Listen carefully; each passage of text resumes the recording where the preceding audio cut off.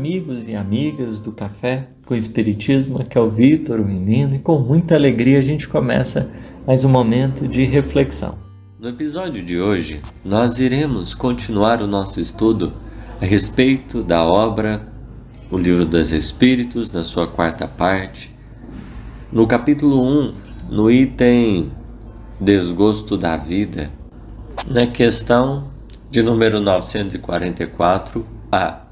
Até então falávamos a respeito tão somente da 944, em que Kardec questiona se o homem, a criatura humana, tem ou não direito de dispor da sua vida, interrompê-la no instante que assim o desejar.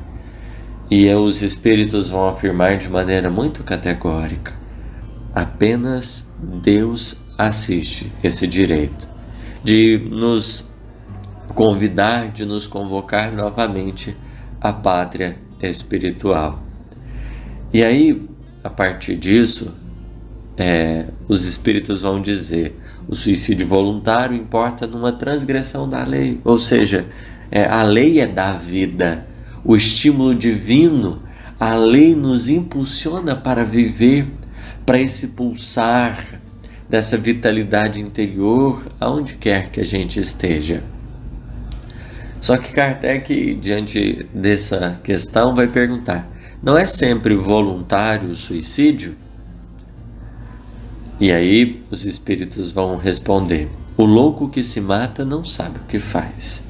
Nós podemos, o Kardec prestou atenção nessa palavra voluntário, nós podemos lembrar que algumas pessoas, diante da história da humanidade, podem ter sido induzidas a se matarem, como acontece com Sócrates, que foi constrangido a beber a cicuta. Ou ele renunciava àquilo que ele acreditava, ou ele deveria se submeter a esse procedimento. Então, a quem de pensar em abrir mão dos princípios e propósitos luminosos que vertiam em seu coração, ele prefere a segunda opção. Ele ingere uma substância que faz com que a sua vida ali se encerre. Nesse caso, não se constituiu um suicídio voluntário. Não foi o anseio de romper a vida. Naquele caso ali, foi um constrangimento. Quando a gente pensa no suicídio, nós não estamos falando de um caso padrão. Mas cada circunstância vai obedecer a determinados pormenores que precisam ser considerados em todo o processo.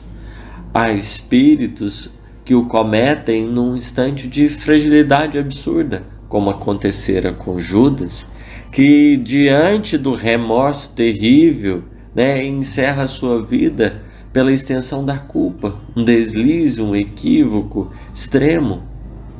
Há outros corações que a desistência da vida material, ela vem por um efeito prolongado, em que o espírito, já vivenciando alguns desequilíbrios de ordem psíquica, apenas conclui ao longo desse processo aquilo que ela vinha fazendo ao longo do tempo, porque às vezes a gente vai exterminando, matando essa vida que está dentro de nós aos pouquinhos, vai não permitindo que se expresse aquilo de tão grandioso que exista dentro de nós. Mas em verdade esse suicídio voluntário aqui está relacionado a esse ato em que intencionalmente alguém deseja finalizar a existência, retirando do caso todos esses eventos provocados por circunstâncias externas, seja perseguição, imposição de ordem política, enfim, todos esses outros casos, eles não entram na conta dos prejuízos em vista, já que tão somente se caracteriza o suicídio voluntário aquele a que o coração realmente ele foi asfixiando as suas possibilidades interiores. Ele infelizmente foi perdendo esse pulsar da vida íntima, ele chega numa condição. E é por isso que os espíritos, né, se colocam: o louco que se mata não sabe o que faz. É uma expressão forte, né? Mas a gente não tem dimensão real das coisas. Como Jesus, ali no ápice das experiências da crucificação, vai marcar os nossos corações. Pai, perdoa-lhes porque não sabem o que fazem.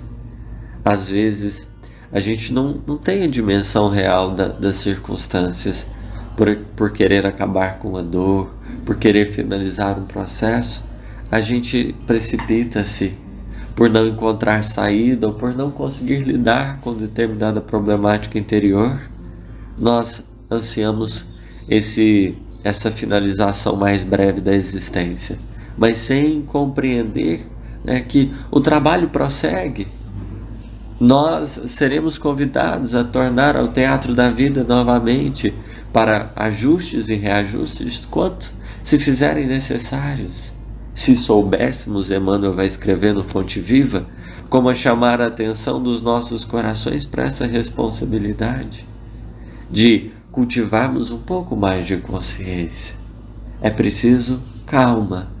Se desistir se constitui nesse instante a solução que a gente considera mais plausível, tenhamos serenidade, um pouquinho de calma, porque a vida não se constitui de um caminho de castigos, mas de um caminho de transformação.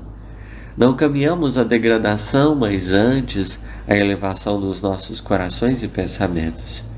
Dessa forma, caberá ao nosso espírito chegar à compreensão mais lúcida de que o tempo, a bondade divina não estão contra nós, mas muitas vezes pedem-nos um pouco de paciência e humildade para seguirmos adiante. É preciso convirmos dessa responsabilidade da vida, que se estende além túmulo. Iremos, retornaremos, quantas vezes se fizerem necessárias até a divina equação da felicidade.